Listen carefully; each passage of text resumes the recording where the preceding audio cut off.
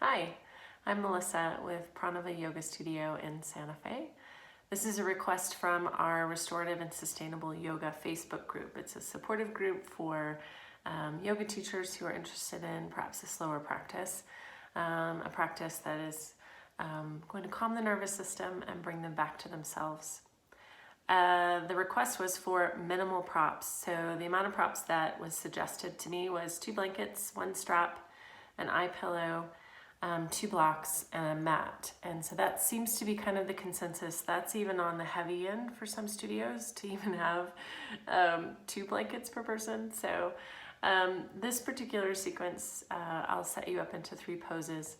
This particular sequence really is just a general sequence that I would do with this many props. The theme perhaps could be just to calm the nervous system, to bring equilibrium to the endocrine system, which is the hormonal system of the body.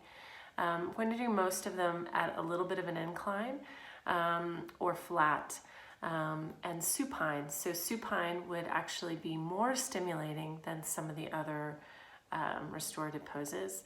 So if you're curious how that works, how one restorative pose could be more stimulating than another, we can talk about that in the thread in our Facebook group. So we'll begin with constructive rest. And constructive rest is simply on your back, soles of the feet on the floor, and a little bit of a head support. So I'm going to back up a little bit. I'm in my street clothes today.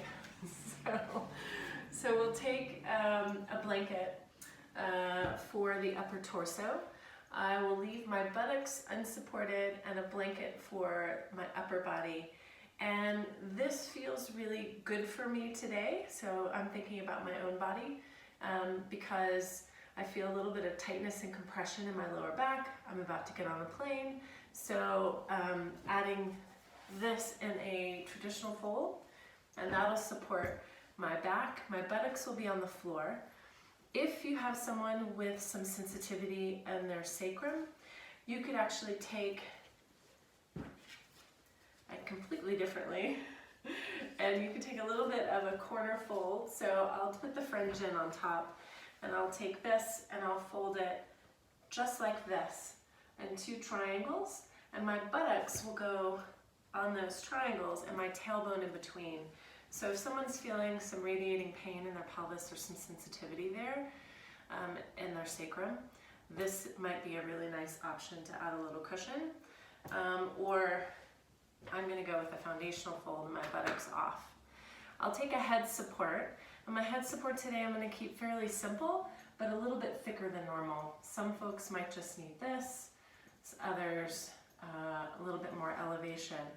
Ideally, you just want your forehead higher than your chin, so there is some gentle flexion, and the breath, right? The breath is full.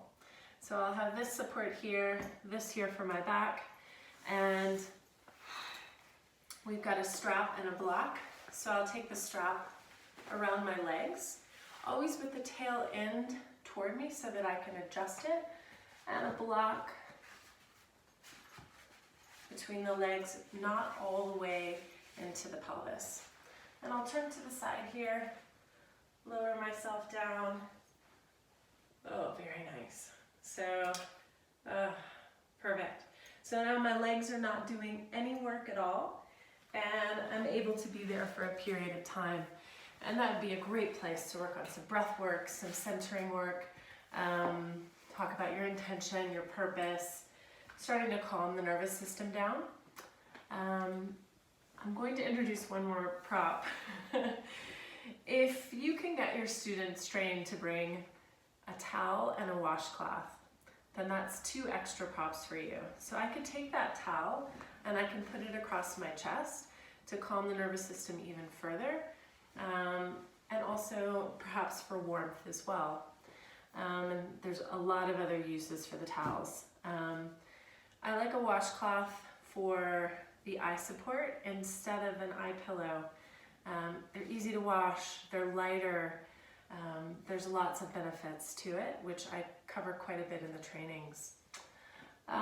So from constructive rest, we'd be there for a period of time. I would recommend anywhere from 5 to 10 minutes, more of a centering exercise.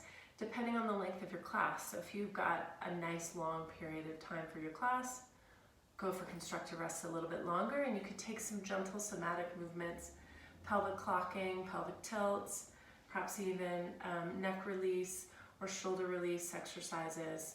Something very, very simple and somatic, meaning with interoception, with feeling from the inside out, very, very slow, coordinated movements. So from here, consider a very easy transition would be Supta Baddha Konasana. But some of you said you had a flat or rectangular bolster to work with. I've just got a round today, so I'm actually going to keep it quite low to the floor. I'll take one block, and my bolster has a nice, it's nice and stiff. If your bolster is pretty flimsy, you could give it extra support by putting a blanket all the way around it. I'll keep my head support here, and I might do a different variation of head support, but for today we're going to keep it pretty simple. So I'll just take it here, but I could also tuck the tail a little bit so that, again, my head is in a little bit more flexion. The last thing we want is to drop it off and you can hear my voice so that I lose the breath. I want to keep the breath pretty fluid. By keeping your bolster really close to the floor, in other words, not adding too much elevation, my arms can rest right onto, push down, onto the floor. So I'm almost doing a variation of Matsyasana here. And for